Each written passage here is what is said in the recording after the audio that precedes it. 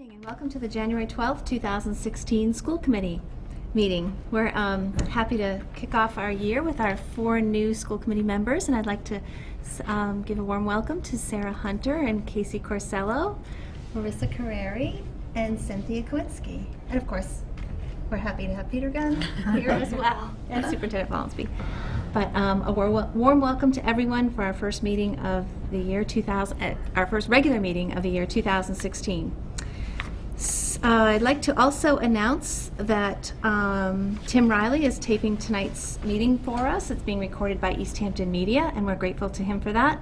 Easthampton Media channels 191, 192, and 193 is looking for volunteers. If anyone is interested in helping to tape city government meetings, please contact Kathy Lynch at 413-203-1360. We're also pleased to have Sabrina Blanchard with us, and we thank you for being here, Sabrina. Superintendent Follansby, do you have some announcements for us? I do have a few announcements this evening. The next school committee meetings are January 26th and February 9th, 2016. There is no school on Monday, January 18th due to Martin Luther King's holiday. There is no school on Monday, January 25th due to Teacher Professional Development Day and semester change. Athletes Love to Read will be held at Maple School on January 27th at 6:30 p.m. The Easthampton High School musical Grease is being presented on January 28th, 29th, 30th, and 31st. There is no school February 15th through 19th due to Washington's birthday and winter break. And if you're interested in getting tickets to the high school production of Grease, if you go to our website and check my latest superintendent update, you'll get the information there. It's also on Facebook, and many of you may have gotten it in an email. Thank you. Okay, do we have some correspondence, Marissa? We do. We received an invitation from St. Patrick's Committee of Holyoke Incorporated inviting us to participate in the 65th Annual Parade to be held on Sunday, March 21st, 2016 in the city of Holyoke. So anyone who is interested in participating should be in touch with Suzanne Colby by January 16th. Any committee members interested in marching to represent us? Okay. Thank you very much. And do we have some gifts? We do. So we would like to vote to accept with gratitude and appreciation the following gifts. From the Young World Child Care Center, a donation of $50 to the EHS Renaissance. From Shelburne Falls Coffee Roasters for the donation of $50 to the EHS Renaissance. Taylor Real Estate for the donation of $100 to the EHS Renaissance. Dalton Laval Post number 224 American Legion for the donation of $500 to the EHS Band. Cannon Real Estate for the donation of $100 to the EHS Renaissance. John Fish and Northeast Piano Service for the donation of tuning the piano last year and this year prior to the EHS Winter Concert. Second. All those in favor? Aye. Aye. Aye. Thank you very much. We're grateful for all of those gifts. At this time, it's the public speak portion of our meeting, and we invite anyone who would like to come and speak to us to come to the podium and do so. And at this time, it doesn't look as though anyone is here to do that. So we will move on to our... Actually, Deb, I apologize. Could I interrupt? And I was given a donation on the way over. I know we'll record it next at our next meeting, but it would give me the opportunity to mention since Alexis isn't here, the high school's participation in the statewide academic competition for We the People. So here's the donation that can be recorded at the next meeting, but I just wanted everyone in the community to know that the students are working with their teacher Kelly Brown at the high school in preparation for the We the People program, and the statewide competition, one that they've participated in before, will occur on the 30th of January at the Edward M. Kennedy Center in Boston. And the students have been hard at work. I hope, and I would propose to the committee, that we invite the students to come and make a presentation for us. I extended the invitation or inquired about whether they could come on Tuesday the 26th, but as I think 9 of the 12 students are also involved in the production of Grease, and that's the week before they put the show up.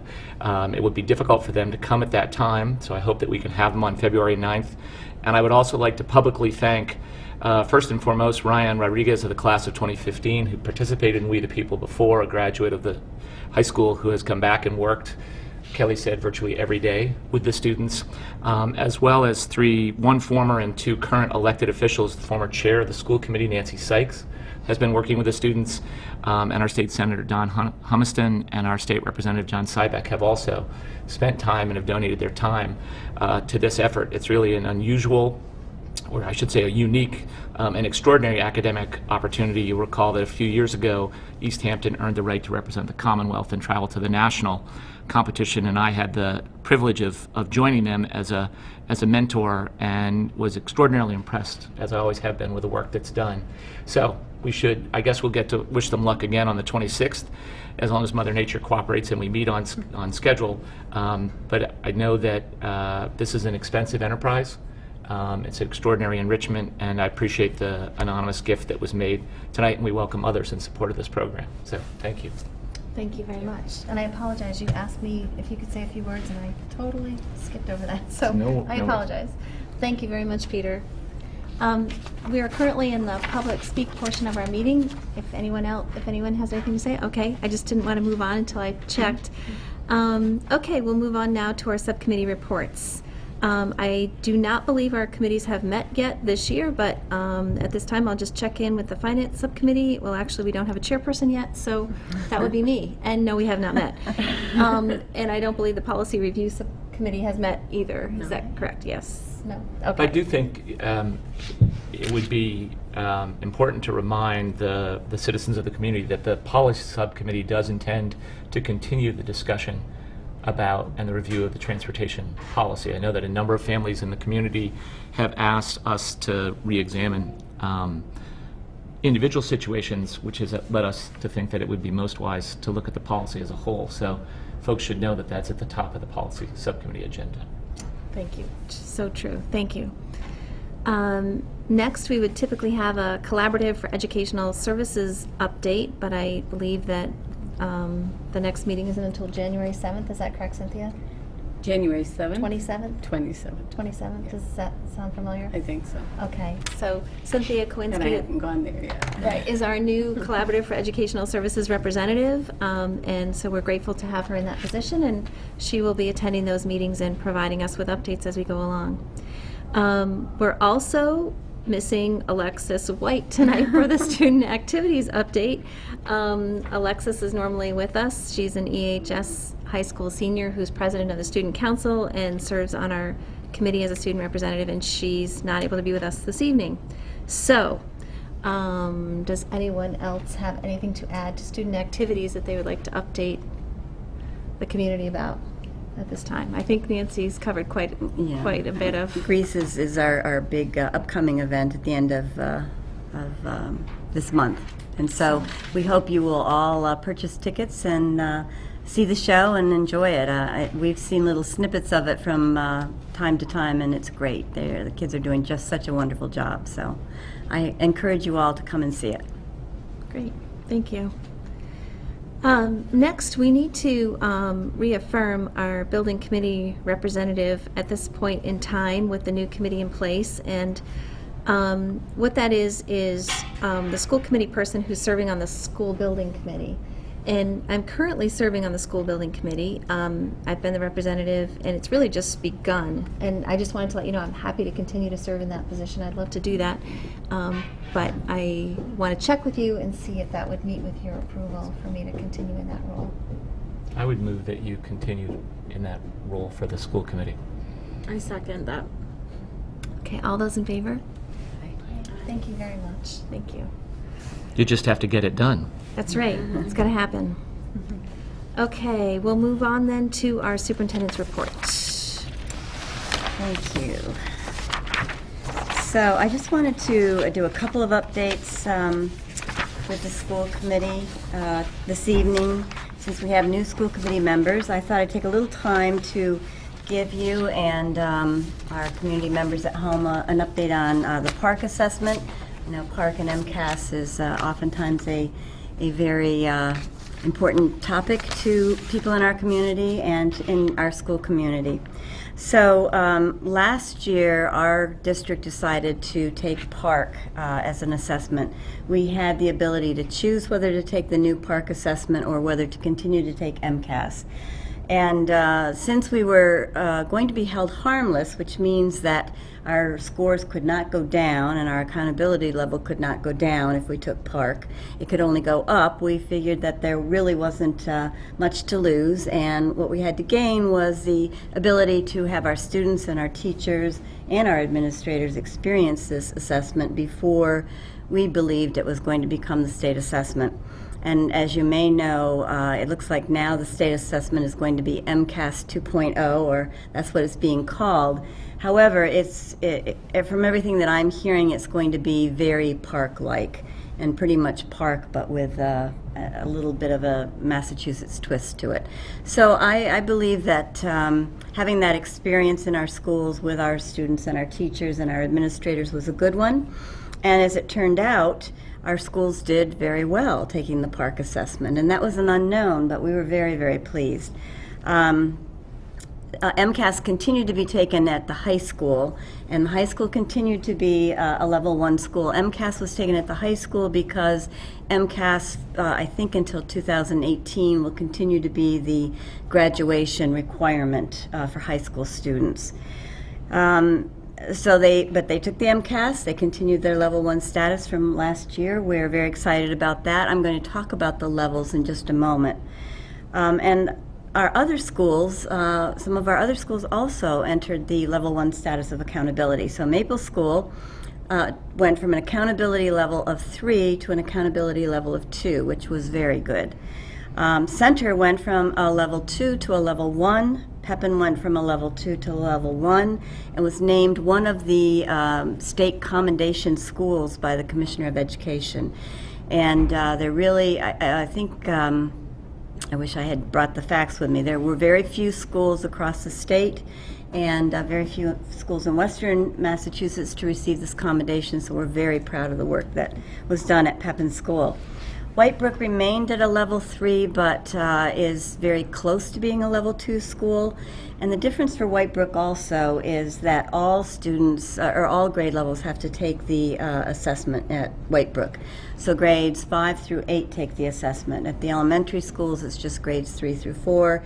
And the MCAS that is the graduation requirement occurs in grade 10 at the high school. So we're very proud of the work that we're doing in our schools, and I think our accountability levels are evidence of that. The accountability levels, if you look at this chart that I put at your place, and you can look at this further after this evening, but it gives you a nice overview of it. So you can see at the top on the right, there's a description of commendation schools. They're high-achieving, high-growth, gap-narrowing schools, and that would be our Pepin School. Pepin received a commendation for being a high-progress, high-achieving school. Level 1 is meeting gap-narrowing goals for all students and high-need students. So meeting the state expectations of the state for our high-need students as well as our all students. Level 2 is not meeting gap narrowing goals. Could you yes. just remind us which of the schools are at level 1? The high school is level 1? We have 3 of our 5 Right. schools, so it's the high school, Right. it's Center School, and Pepin School. Right. And then level 2 is Maple School. Right.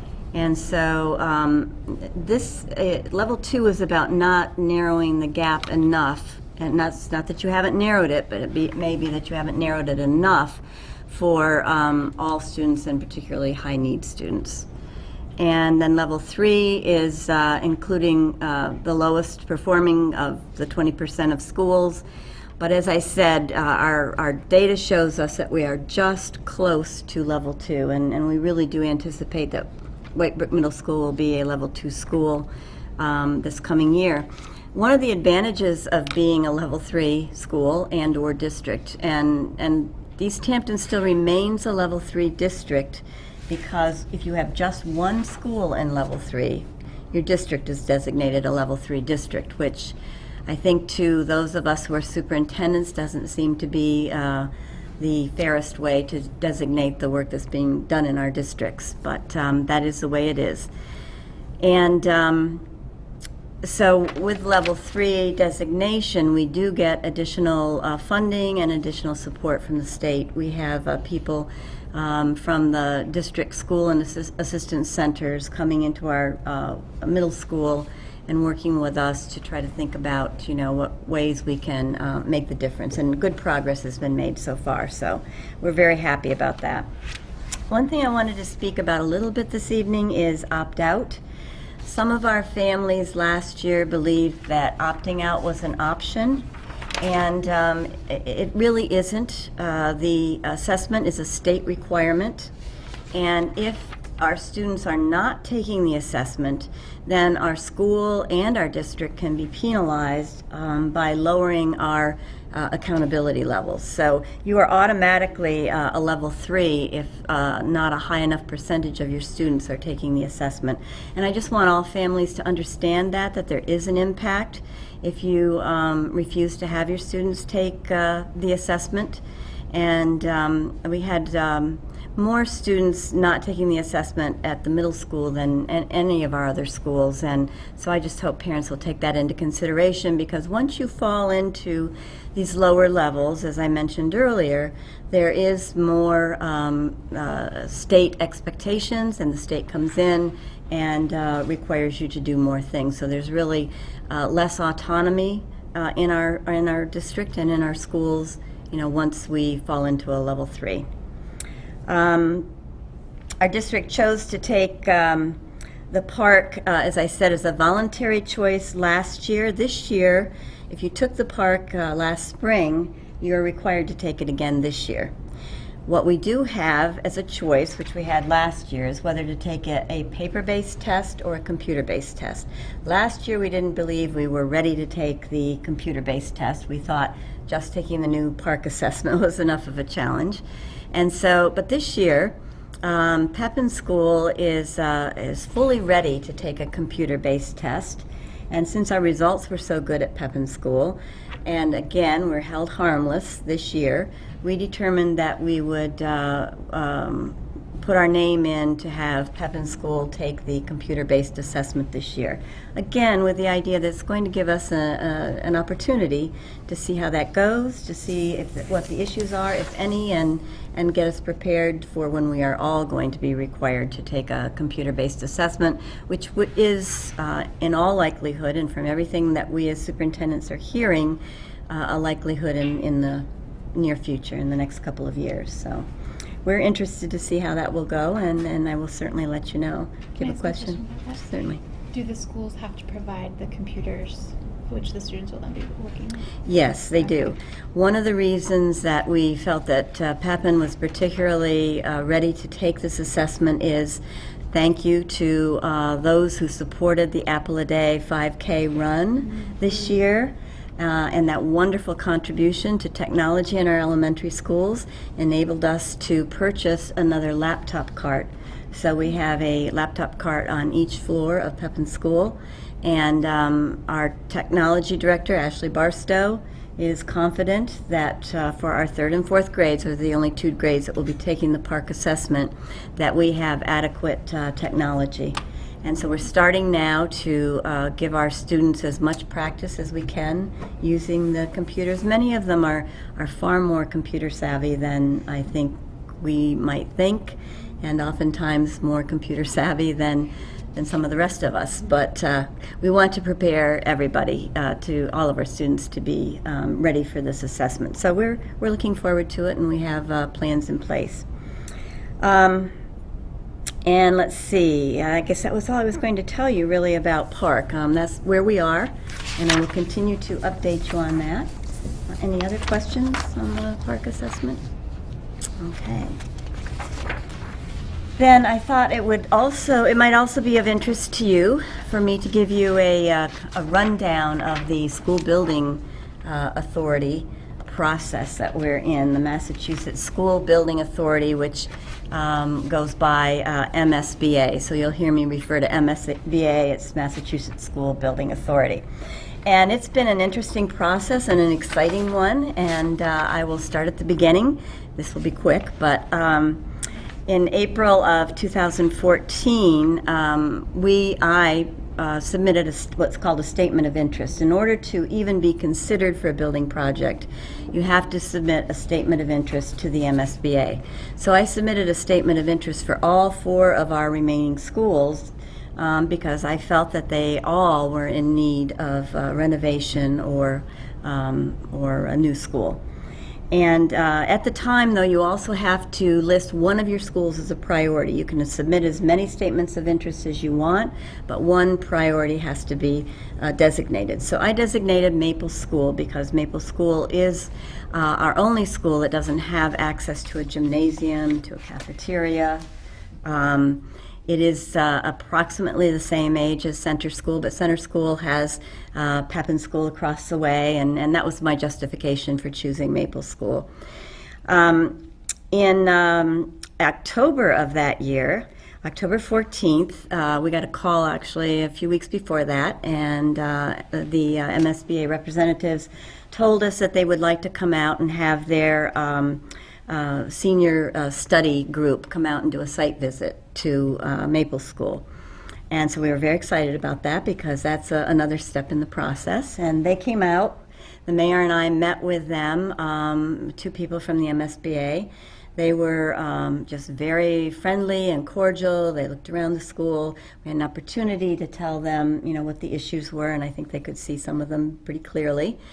At the time, I also said that I had submitted statements of interest for the other schools, and I wondered if they would consider a pre-K to 8 school building project for us. And I had not submitted for that, and they said, well, it wasn't really their decision, it was ours, and that certainly could be a possibility. And so I did convince them to go over and see our other 2 elementary schools so they could see how landlocked they were, that there aren't playing fields and that the children have to go back and forth between those 2 schools because, as I mentioned to them, another option that we were considering is a consolidation of all of our K to 4s, pre-K to 4. The same time, I asked them if they would be interested in coming to see Whitebrook. They said they had very little time, but they would agree to come over and look at the outside of Whitebrook, which was really all, that was great. That was not all I wanted, but it was wonderful. So we went over there, and they could see that we had a good amount of property over there, that we had the football field and space for fields, and that the school was, I talked to them about the disrepair of the school.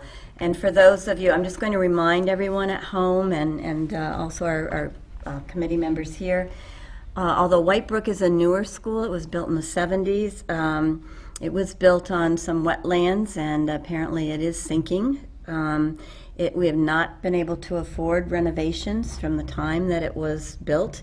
It was an open classroom design, so there were not walls between the classrooms, and we have jerry-rigged partitions, but noise carries, and it's not the easiest facility for the high-quality teaching that we want. And the other thing is that it is a huge energy hog. As I understand it, it uses approximately 50% of all the energy use in the city. It just is really very expensive to maintain in terms of energy. So the next step was to do a whole lot of reports to the MSBA about our schools, and they wanted to know about all 4 schools. So we sent all of that information into them, and that was how we got into the eligibility period. We went to a board meeting on March 25th, and the MSBA voted to bring us into the eligibility period, which was, again, very exciting. We had an opportunity to get up and to talk about our hopes, and the chair of the committee was really very excited about a pre-K to 8 model, having had one in her community and being a proponent of that. So that seemed like a good sign for us too.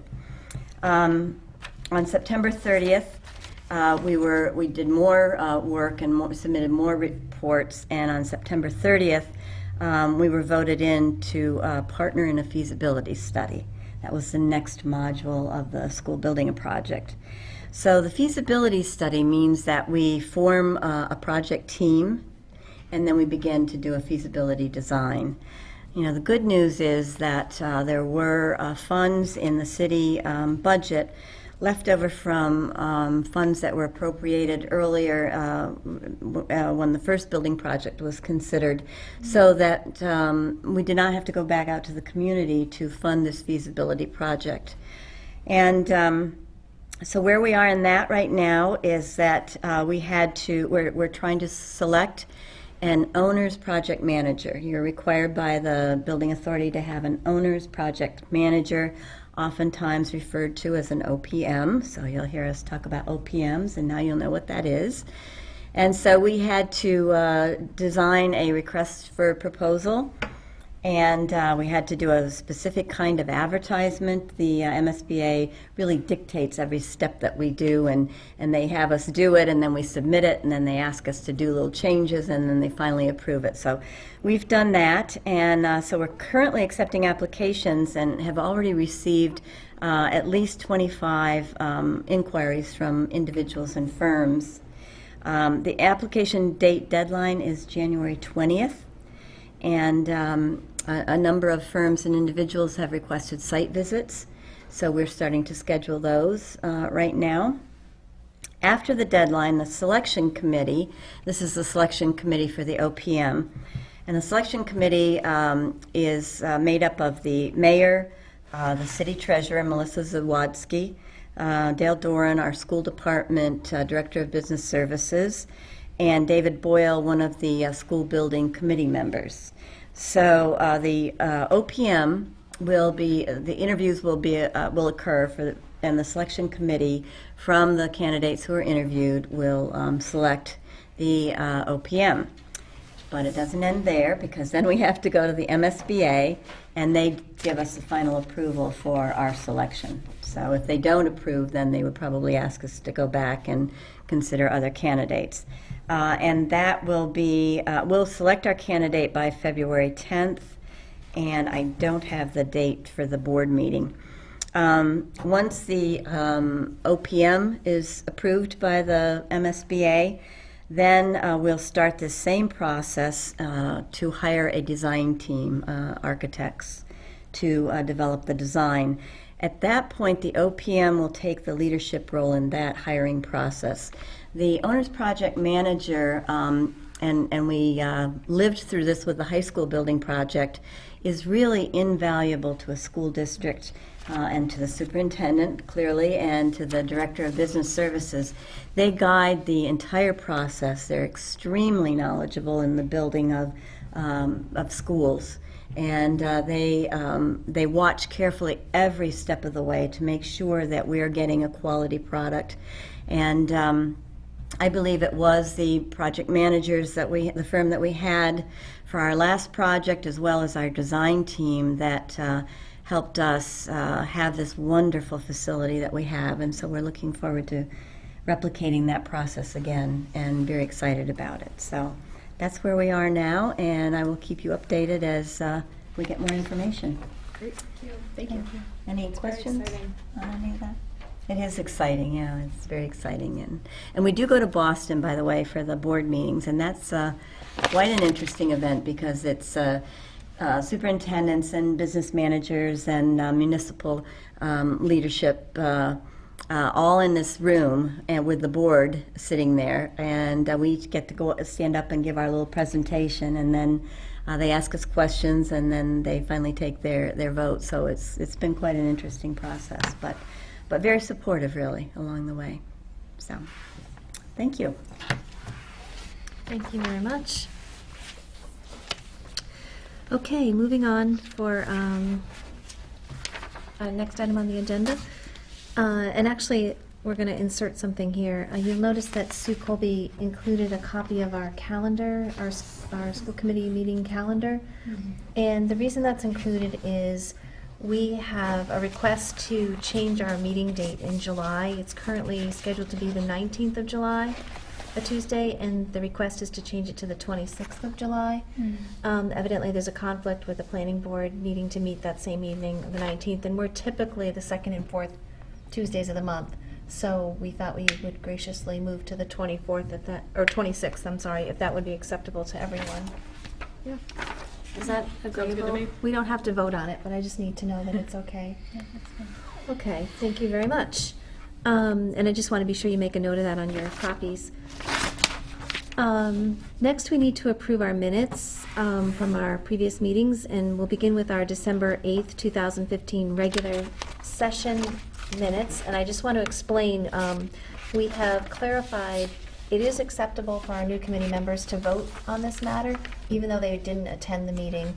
I guess according to the rules and regulations of the process, it's okay for you to do that, even though you weren't present. So, do we have a motion to approve those minutes? Motion to approve. Is there a second? I second. Is there any discussion? All those in favor? And I think I still have to abstain because that was a meeting that I had to miss due to a conflict. Okay. Thank you very much. Okay, next we have to approve our minutes from January 4th, 2016 special session Second? meeting. All those in favor? Thank you. And our January 6th orientation session. Can I make a correction because I was at the meeting and it's not listed that I was. For the January 6th Yep. meeting? So noted. Right. Then we could perhaps approve the minutes with that change. Second, the amendment? Any other comments or discussion? All those in favor? Thank you very much. Next, we'll move on to warrants and payroll.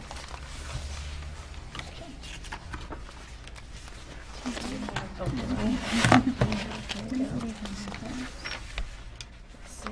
don't think you need to read that one. You don't need to repeat it, okay. No, just the one that Larissa has in her folder. Does she have a different Oh, one? do you know one?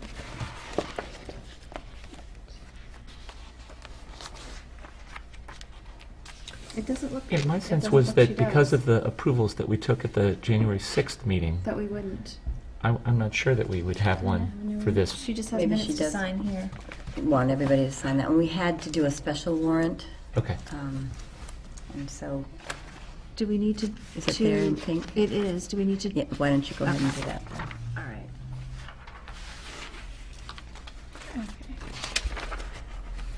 So, If okay. you want to just, you don't have the full information there. Oh, we don't have the full information on there. Okay, that's going to be tough to do. I think it's isn't it? right here.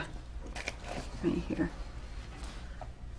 Okay, so then we just go here. We just Okay, so we're just the presenting, accounts payable. presenting Yes. for approval the accounts payable authorization for payment dated January 14th, 2016 in the amount of $2,150.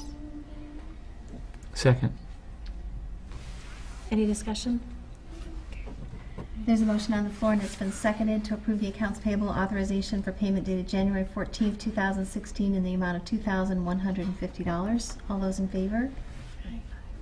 Thank you very much. Thank you, Marissa.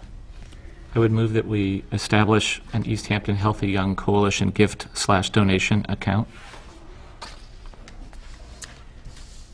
Is there a second? A second. I just wanted to explain, the reason that we're looking to do that is because we're receiving gifts and donations, and so we would need to establish an account for that. All those in favor? Motion passes. Thank you very much. Motion to approve the budget transfer request for special education accounts. And with all due respect, I'll say the account number one time, 001.2321.111.XXX4.0900 in the amount of $26,279 in order to reverse an earlier transfer from salary to contracted services when we were unable to hire an occupational therapist at the beginning of the school year. Second. Any questions, comments? Okay.